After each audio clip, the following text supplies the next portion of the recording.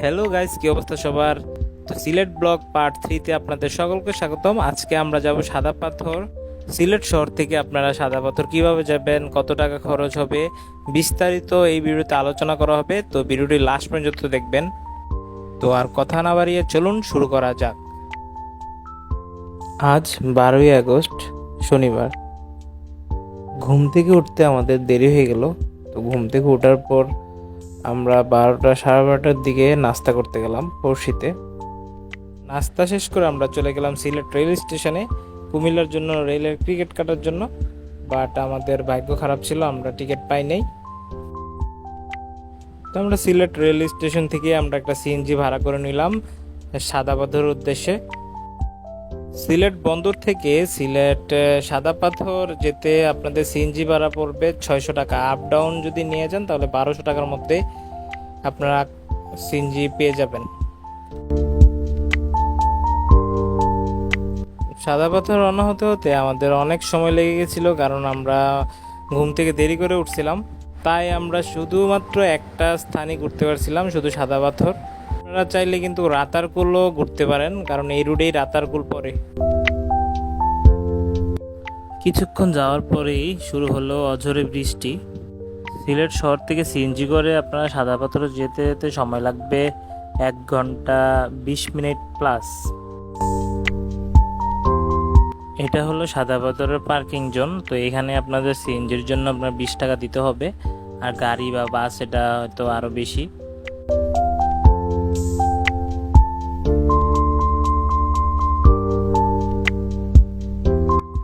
এটা হলো সাদা পাথর নৌকাঘাট।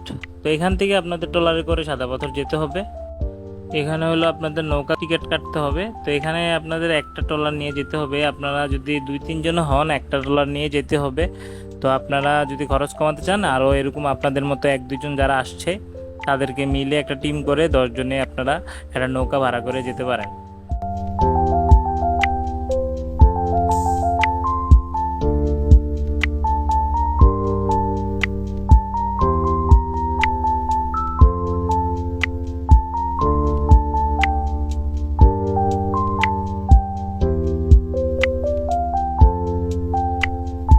আমরা যেহেতু 3 জন ছিলাম, আরও 4 জন আমরা অ্যাড করে নিলাম। তারপর আমরা একটা নৌকা ভাড়া করে চলে গেলাম সাদা পাথরের উদ্দেশ্যে। নৌকা দিয়ে যাওয়ার পথে আপনারা একটা অসাধারণ ভিউ পাবেন।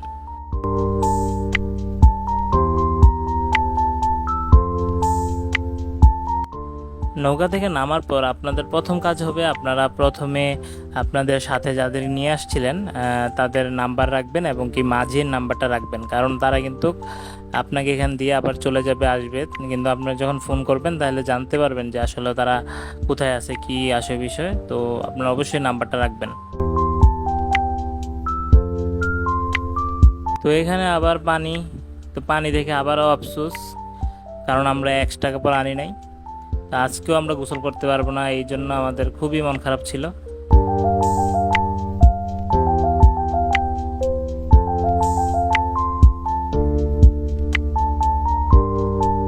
কিছুক্ষণ পর অনেক বৃষ্টি নামলো, যার কারণে আমরা সবাই ভিজে গেছিলাম। তো আমরা সিদ্ধান্ত নিলাম যে আমরা এখন গোসল করব। তো যেই কথা সেই কাজ। তা আমরা 3 বন্ধু মিলে অনেকক্ষণ গোসল করছি, বৃষ্টিতে ভিজছি। এই এলাকাটা 6টার দিকে বন্ধ করে দেয়, তাই আমরা সিদ্ধান্ত নিলাম আমরা চলে যাব, কারণ আমরা এখনো লাঞ্চ করি নাই। তো আমরা সিদ্ধান্ত নিলাম যে আমরা একবারে সিলেট শহরে গিয়ে লাঞ্চ করব।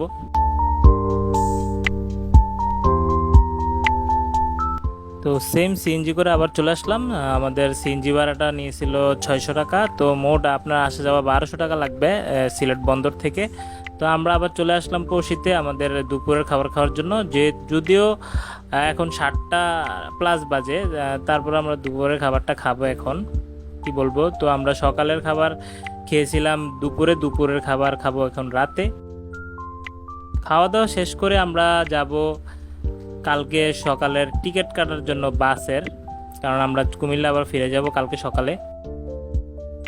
খাওয়া দাওয়া শেষ করে আমরা টিকিট কেটে হোটেলে চলে গিয়েছিলাম একটু রেস্ট করার জন্য। তো হোটেল থেকে রেস্ট নেওয়ার পর তা আমরা সিলেট মাজারটা ঘুরে দেখার একটু সিদ্ধান্ত নিলাম যে আমরা কালকে চলে যাব, তো আমরা সিলেট মাজারটা একটু ঘুরে দেখে আসি। তো আমরা সিলেট মাজারে চলে গেলাম। এই যে এই রাস্তাটা হলো আপনাদের বাংলাদেশের প্রথম তারবিহীন রাস্তা, মানে দেখতে পাচ্ছেন উপরে কোনো তার নেই। হঠাৎ দেখলে মনে হবে যে এটা কোনো অন্য দেশের শহর বা অন্য দেশে আছেন, এরকম লাগবে হঠাৎ যদি কেউ দেখে রাস্তাটা।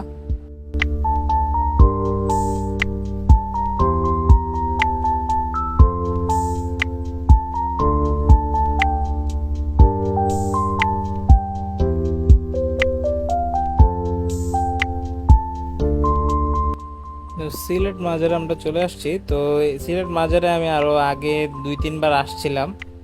তো এটা দিনের বেলা ছিল, রাতেই ফার্স্ট টাইম আসলাম। রাতের সিলেট মাজারটা দেখলাম। অনেকগুলো কবুতর ছিল এখানে, যেগুলা দিনের বেলায় নিচে নাইমে থাকে, আপনি খাবার দিলে খাবে। আর এখানে হলো বড় ড্যাগ, যে টাকা দেওয়ার।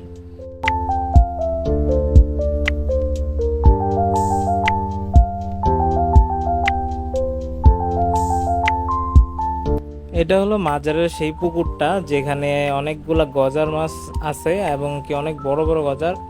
তো এখানে কিন্তু আপনারা যে অনেকে মানত করে খাওয়ায়, এগুলো অবশ্য ঠিক না।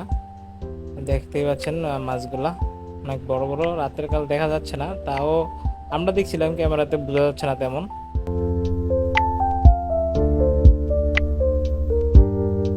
মাজার পরিদর্শন করার পর আমরা চলে যাচ্ছি হোটেলের দিকে। তো কালকে সকালে আমরা রওনা হয়ে যাব। সকাল 7:30টার দিকে আমরা বের হয়ে গেলাম বাসের জন্য, কারণ বাস ছিল আমাদের 8টার দিকে। তাই আমরা একটু আগে আগে বের হয়ে গেলাম। কুমিল্লার রাস্তা দিয়ে আমরা যাওয়ার প্ল্যান করছি, তাই আমরা রয়্যাল সুপারের টিকিট কাটছিলাম। তো আপনারা ভুলেও রয়্যাল সুপার দিয়ে যাবেন না, কারণ আর কুমিল্লা দিয়ে যাবেন না, ঢাকা দিয়ে যাবেন, কারণ অনেক সময় লাগে, ঠিক আছে? আর রাস্তাও ভালো না, অনেক জ্যামজট। আমাদের সিলেট ব্লগ এই পর্যন্তই ছিল। তো আশা করি ভালো লাগছে। আর দেখা হবে অন্য কোনো ব্লগে, অন্য কোনো জায়গায়। তো সেই পর্যন্ত আপনারা ভালো থাকবেন, সুস্থ থাকবেন, এই কামনাই করি। তো ভালো থাকবেন সবাই। আসসালামু আলাইকুম।